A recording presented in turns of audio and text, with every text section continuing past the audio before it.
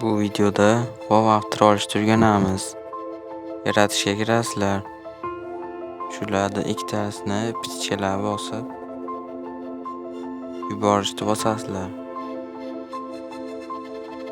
Keyin test bo'ladi 5 ta. Mana shu mendan ko'rib yuborasizlar.